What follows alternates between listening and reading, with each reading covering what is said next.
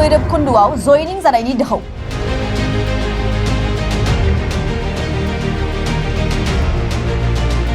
फिन खेबसेबाव BPF-निफ्राय UPPL नखराव हाबफैबाय सा 18 सोद्रोमाफोरा। 38 नं बैरबखुन्द बियाब बरला BCDC-आव जादों बे जयनिं हाबाफारिया।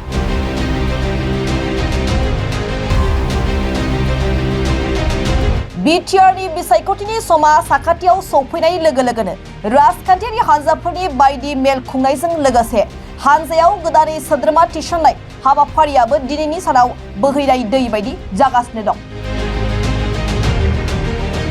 मख'नो गोनांदि 38 नं बैरबखुन्द बियाबनि सिङाव थानाय बरला BCDC-आवबो मागो दमासि फोरबोनि बोथिसे ओंखाम जानाय हाबाफारिजों लोगोसेयैनो सागलिजार ओनसोलनि माखासे BPF राजखान्थि हान्जानि मावथि आरो गुबुन गुबुन हान्जानि मावसोमफोरा बियाबनि MLA थामहिनबा बिटिआरनि लेङाइ गाहाय मावफुं सोद्रोमा गबिन्द चन्द्र बसुमतारीनि साखाथियाव फैनानै हान्जायाव आखाइ होफैनायखौ नुनो मोननाय जादों। हाबाफारिजों लोब्बा लाखिनानै बे समाव लेङाइ गाहाय मावफुं सोद्रोमा बसुमतारीया जोंनि खौरांगिरिनि सिगाङाव मा फोरमायखो फै जों आबुङै मिन्थिना लानि। भैरबकुन्द बियाबनि सिङाव थानाय बरला प्राइमारि कमिटिनि नाजानायाव दिनै UPPL-नि सोद्रोमा बांबाय। बे ओनसोलनि गुबुन गुबुन हान्जायाव थानाय गासै सा 20सो सुबुंफ्रा गाव गावनि पार्टिखौ गारनानै दिनै UPPL-आव जगदान खालामफैदों आरो बेयो UPPL-नि थाखाय जोबोद रंजाथाव बाथ्रा। ओरैनो थांनाय बिसायख'थिनि सिगांहालागै UPPL-आ बे ओनसोलाव बारा वार्कार गैयामोन, खोब खममोन आरो बे साब्रै साबानि नाजानायावनो जों इलेक्सनखौ जथेस्थ' मोजाङैनो बारहोनो हादों, देरहादों। बे सरकार दाखांनायनि उनाव दासिमहालागै बे प्राइमारि कमिटिनि सिङाव नङाबाबो खनथाम खनब्रैसो जगदान बिदि दोलो बिदि जगदान जादों। 2022 मायथाइयाव जोंहा प्राय 23 मायथाइयावनो एप्रिल मासाव 3500 सुबुं बे पार्टियाव जगदान खालामदों UPPL-आव गुबुन गुबुन पार्टिनिफ्राय फैनानै। आरो दिनै दासिमहालागै नैबे लास्ट टाइम आरो हयथ' उनाव फैबावगोन। जों इतिमध्य गोबां सुबुंफोर जगदान खालामनो रेडि जाना दं होननानै खबर मोनबाय थादों। दिनै सा 20 जगदान खालामबाय।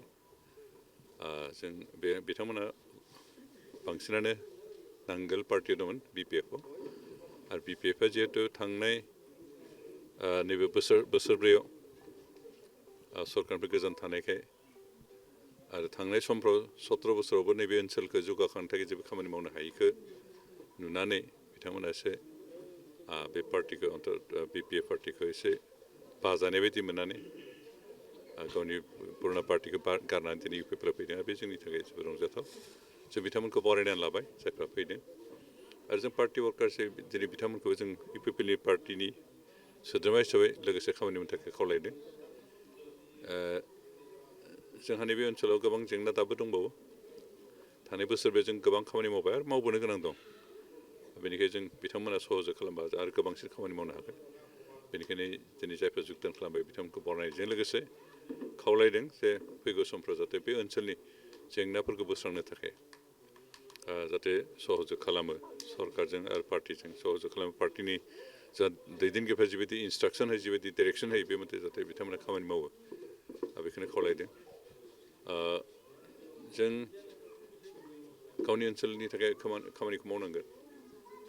जा पार्टियाव हाबनाय लोगो लोगो गोबाङानो माबा स्किम मोनगोन ना माबा हारिगोन नामा बेखौ सानो, खिन्थु जों सरकार दानाय पार्टियाव ओरैबायदि खामानिसो हाबो जाहाथे जों ओनसोलखौ जौगाखांहोनो थाखाय खामानि मावनो हायो।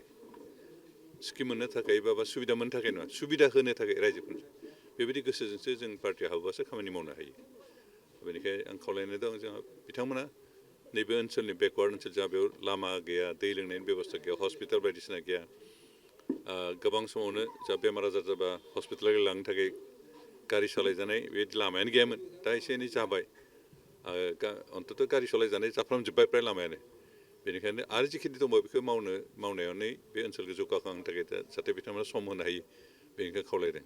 खारन जों साफ्रोमबो गावनि ओनसोलखौ जौगाखांनायखौ लुगैयो गावनि ओनसोलनि सोलोंथाइ मोजां जानायखौ लुगैयो गावनि ओनसोलाव हस्पिटाल मोजां जानायखौ लुगैयो लामा सामा मोजां जानायखौ लुगैयो जेराव कालभार्ट गैया कालभार्ट फैथों बेखौ जों लुगैयो आरो बेनिखायनो गासिबो नांनानै नाजानांगोन आरो गासिबो नाजालायबासो बे ओनसोला जौगागोन आरो अब्लासो जोंहा रायजो जानायाव सुबिदा जागोन सासे मोनसे सिभिलाइज जाति हिसाबै सिभिलाइज समाज हिसाबै जों थांना थानोबा जों रायजो जानायनि जिखिनि सुबिदा नांगौ बेखिनिखौ मोनजोबनांगोन बेखौ जों साफ्रोमबो ज' जानो नांगौबासो मोनगोन